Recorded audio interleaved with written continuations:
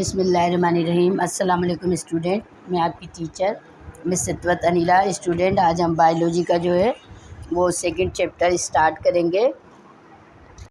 Student, हम second chapter में solving a biological problem के टॉपिक पे आएंगे, जिसके अंदर हम कुछ टर्मिनोलॉजी इस्तेमाल करेंगे साइंटिफिक प्रॉब्लम में, जैसे हाइपोथेसिस हो गया, डिडक्शन, एक्सपेरिमेंट, उसके बाद theory, line, principle, data organisation and data analyse, mathematics as an integral part of the scientific process.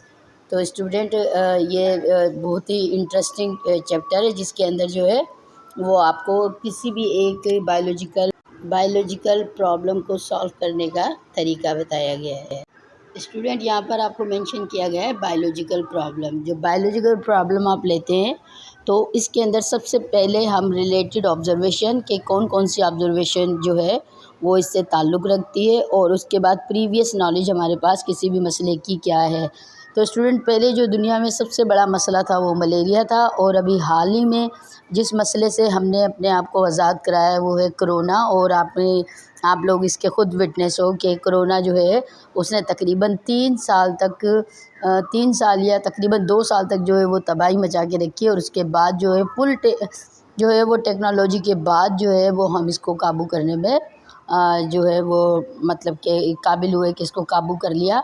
तो आपके पास रिलेटेड ऑब्जर्वेशन होती है सबसे पहले कि कहाँ कहाँ पर ये मसला ज़्यादा हो रहा है। उसके बाद हाइपोथेसिस दिया जाता है। हाइपोथेसिस का मतलब होता है कोई भी ऐसी बात जिसको आप गेस करें। अब उसके बाद जो है वो हाइपोथेसिस को जो है वो एक्सप्लेन होता है।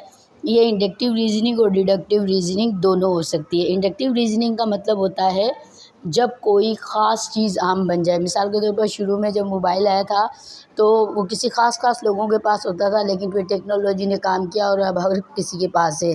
तो जब कोई ख़ास चीज़ आम बन जाए तो हम इसको कहते हैं इंडक्टिव। इसी तरीके से अगर कोई आम चीज़ ख़ास बन जाए तो हम इसको कहते हैं डिडक्टिव। मिसाल के तौर पर आपके पास जो है वो कोरोना एक बंदे को हुआ, 2 को हुआ, 4 को हुआ, 6 को हुआ। जब ये कोई भी बीमारी बहुत सारे लोगों को होती है तो ये अलार्मिंग जो है वो इशू बन जाता है, और फिर उसके बाद गवर्नमेंट जो है इस पर स्टेप लेती है। तो उसके बाद जो है हाइपोथेसिस को चेक किया जाता है। जो बेस्ट हाइपोथेसिस होता है उसके ऊपर एक्सपेरिमेंट होता है, और उस स्टूडेंट पे इस एक्सपेरिमेंट के ऊपर डेटा कलेक्शन और डेटा एनालिसिस होती है कि आपका ये जो एक्सपेरिमेंट है ये बिल्कुल सही गया है, और तो फिर इसको हम आगे की तरफ फर्दर प्रोसीड करते हैं। और अगर आपका डेटा जो है वो एक्सपेरिमेंट का डेटा वो इसको आपके हाइपोथेसिस को सपोर्ट नहीं करता तो फिर हम नए हाइपोथेसिस पे काम करते हैं। अगर आपका डेटा जो है वो हाइपोथेसिस को सपोर्ट करता है तो फिर हम थ्योरी बनाते हैं। थ्योरी के अंदर हम ईच एंड एवरीथिंग को जो है वो एक्सप्लेन करते हैं, और उससे पहले जो है फिर उसके बाद हम रिज़ल्ट देते हैं, और रिज़ल्ट के बाद जो है वो हम लाज देते हैं। और लाज जो होता है वो यूनिवर्सल एक्सेप्टेड होता है, यानी कि उसको हर जगह जो मतलब कि उसको माना जाता है, और वो बिल्कुल शॉर्ट फॉर्म में होता है। स्टूडेंट, बायोलॉजिकल प्रॉब्लम जो होता है वो हमारे पास सेट होता है बहुत सारे क्वेश्चंस का, जिनको हमें सॉल्व करना होता है, जो कि हमारे नेचुरल वर्ल्ड से ताल्लुक़ रखता है। तो स्टूडेंट, ये प्रॉब्लम हमारे इन्वायरमेंट के लिए भी हो सकता है, इन्वायरमेंट के अंदर डिस्टर्बेंस, और उसके अलावा हमारा इकोलॉजिकल या हेल्थ रिलेटेड जो है वो किसी भी तरीके का ये हमारे पास जो है वो इश्यू हो सकता है। स्टूडेंट, हम जो है अपने इस चैप्टर के अंदर जो है वो biological method of study with reference of malaria के साथ इसको सॉल्व करेंगे। तो स्टार्ट करते हैं। स्टूडेंट, आपकी बायोलॉजिकल प्रॉब्लम के अंदर सबसे पहली जो चीज़ होती है वो ऑब्जर्वेशन होती है। ऑब्जर्वेशन जो है वो हम देखेंगे मलेरिया के लिए। तो मलेरिया जो है वो एक लैटिन जो है लैंग्वेज वर्ड्स है ओरिजिन में, और ये जो है 2 लफ्ज़ से मिलकर बना है। मेला मीन्स बेड और एरिया मीन्स एयर, और हज़ारों साल से जो है वो मलेरिया लोगों के लिए एक मुसीबत बना होता था, और जिसके अंदर ये सोचा जाता था कि कोई गंदी हवा चलती है और उससे लाखों लोग जो है वो हर साल मर जाते हैं। तो इसके लिए जो है हम ऑब्ज़र्वेशन जो है वो हम रखते हैं कि हम ऑब्ज़र्वेशन में जाके देखते हैं कि किन लोगों को ज़्यादा मलेरिया हुआ। तो हमने देखा कि वो लोग जो नेट में सोते हैं, या वो लोग जो अपने साइड पे जो है वो स्मोक की चीज़ें रखते हैं, तो उनको मलेरिया कम होता है बनिस्बत उन लोगों को जो ओपन एयर में सोते हैं। तो आपके पास स्टूडेंट, आपकी ऑब्जर्वेशन जो है वो 2 चीज़ों पर बेस करती है। एक आपके सेंस ऑर्गन पर, जिसको हम कहते हैं क्वालिटेटिव, और एक आपके जो है वो जो साइंटिफिक इक्विपमेंट होते हैं जिनको हम कहते हैं क्वांटिटेटिव। तो इसके ऊपर जो है वो आपकी में ऑब्ज़र्वेशन बेस करती है, और जो आपकी क्वांटिटेटिव ऑब्ज़र्वेशन होती है वो ज़्यादा ऑथेंटिक होती है, क्योंकि वो आपको मेज़र करके देती है कि आपको ये मसला है या नहीं है। तो अगर हम ऑब्ज़र्वेशन में जाके मलेरिया का मसला देखें तो 1880 के अंदर फ्रेंच जो फिज़िशियन था लेब्रॉन, उसने स्टडी किया। वो ब्लड सैंपल देख रहा था मलेरिया के मरीज़ के, तो उसने देखा कि उसके अंदर छोटे छोटे माइक्रोस्कोपिक ऑर्गेनिज़म, टाइनी क्रीचर जो है वो रिगलिंग कर रहे हैं, यानी वो इधर उधर जो है वो मूव कर रहे हैं। तो उसने इसका नाम दिया प्लाज्मोडियम। तो उसकी ऑब्जर्वेशन ये थी कि प्लाज्मोडियम जो है वो मलेरिया के मरीज़ों के खून में मौजूद होता है।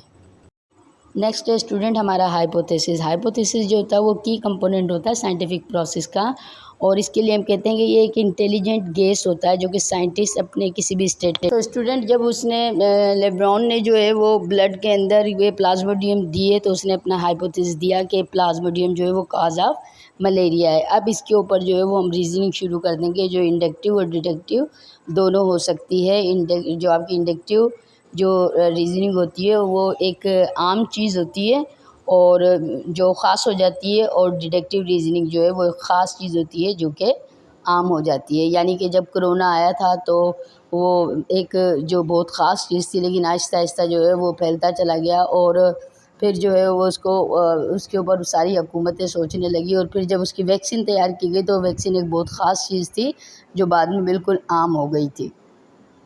अगला स्टेप होता है स्टूडेंट हमारा एक्सपेरिमेंटेशन। तो मलेरिया के केस में जो है वो ये किया साइंटिस्ट ने कि उन्होंने जो है वो एक टेस्ट किया जिसके अंदर उन्होंने दो तरीके के ग्रुप लिए। एक का नाम कंट्रोल ग्रुप था और एक का एक्सपेरिमेंटल ग्रुप था, जिसके अंदर वो ये मालूम कर रहे थे कि काज क्या है मलेरिया का।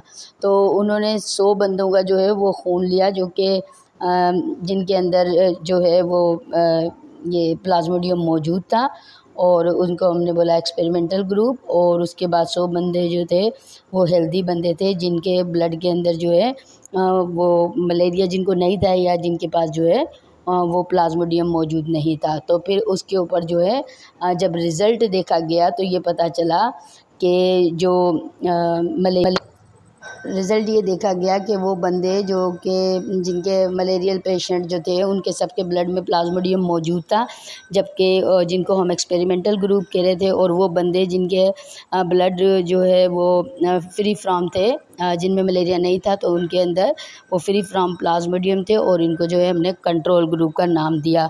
तो इससे स्टूडेंट हमारा कंक्लूजन ये बना कि जो प्लाज्मोडियम है वो असल काज़ है मलेरिया का। तो स्टूडेंट उसके बाद जो है जब आपका कोई तजर्बा कामयाब हो जाता है और आपका हाइपोथेसिस टेस्टेबल हो जाता है, तो उसके बाद हम थ्योरी देते हैं। थ्योरी जो होती है वो एक जो है वो पूरी वेल टेस्टेड जो होती है और हाईली रिलायबल साइंटिफिक एक्सप्लेनेशन होती है, जिसके अंदर हम अपने पूरे काम को जो है वो डिटेल से बताते हैं। और उसके बाद जो है कि हम साइंटिफिक लॉ बनाते हैं, और साइंटिफिक लॉ जो होता है स्टूडेंट वो यूनिवर्सल एक्सेप्टेड होता है, जिसके अंदर जो है वो आपको एग्जैक्ट डेफिनेशन जो है वो दे दी जाती है। This is all about our biological method of study. उम्मीद